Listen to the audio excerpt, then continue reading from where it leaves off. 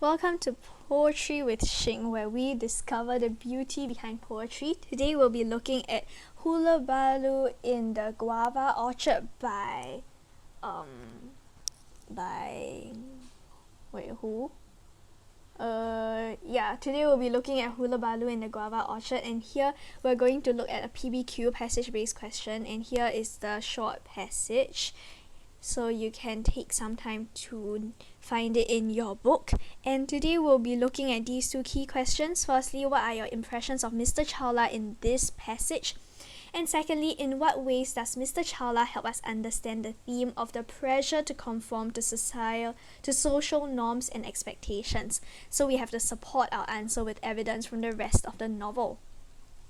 So here you can take some time to pause and navigate through your book to find this passage, and while you're finding it you can pause the video, otherwise we will begin in 3, 2, 1. To answer the first part of the question, I'm going to be speaking my answers, so do pause the video if I'm speaking too fast at times. So here we go. Mr. Chawla is self-important due to his patriarchal thinking. In the morning, just after he had woken up, he said Om loudly as he wanted to inform the world that he, Mr. R.K. Chawla, B.A. Pass, head clerk at the Reserve Bank of Shahkot, was ready for a new day. This shows that he is proud of his job and felt that he was very important, as his full role was stated in the passage, which revealed his inner thoughts, showing that he felt self-important.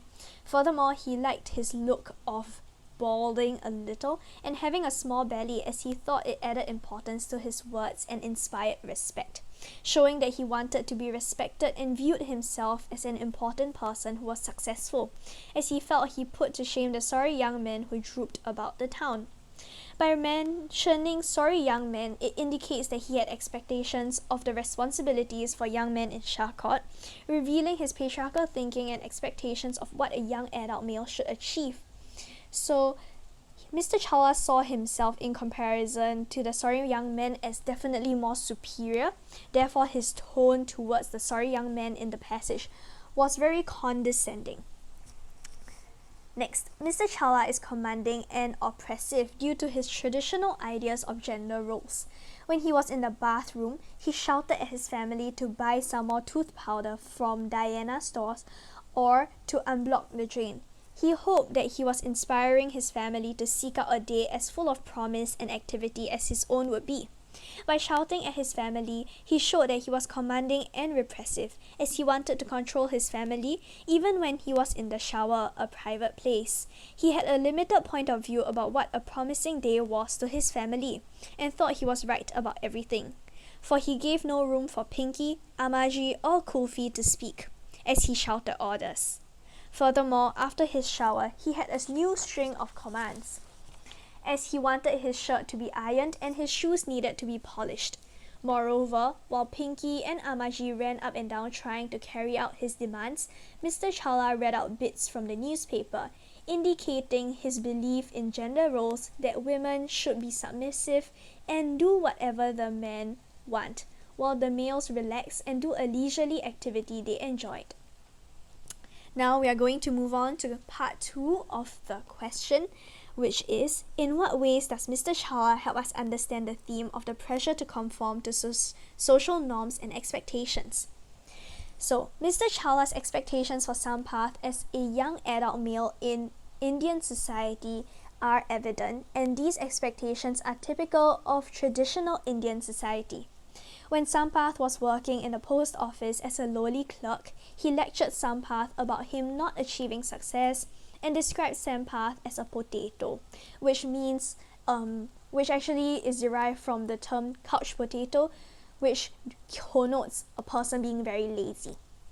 This shows that he felt males should have high goals and aspirations for themselves and earn a respectable amount for a living, unlike what Sampath had been doing at that time, which was to laze around and be mostly unemployed.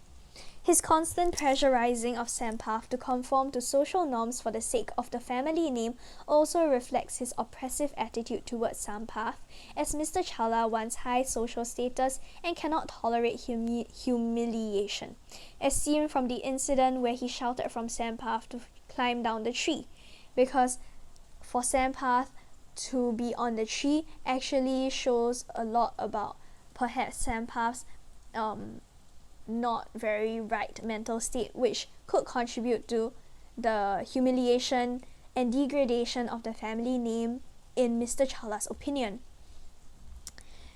Mr. Challa also flew into a rage when Kufi asked Mr. Challa to let Sampath be.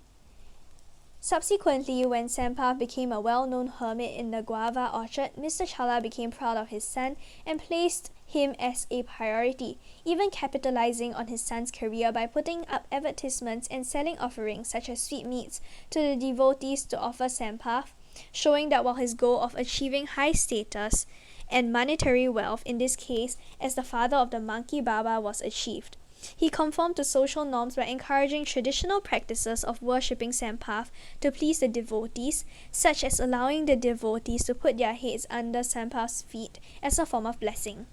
In addition, Mr. Challa was furious when he found out that Pinky was secretly in a relationship with Hungry Hop Boy, and ordered Pinky to set her sights higher, showing his traditional perspective that for a potential marriage to be happy and successful, the male must be of a higher social status than the female, thus reflecting the patriarchal society that the Challa family lives in, where it is a societal norm for the female to be of a lower status than a male.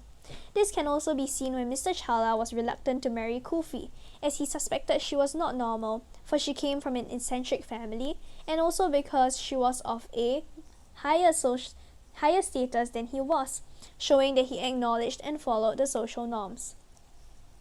However, due to the large amount of dowry offered, Amaji accepted the marriage, and Mr. Challa had no other option but to marry Kufi, showing that Mr. Challa also listened to his seniors and people who were older than him, also reflecting the traditional perspective of the hierarchy based on age.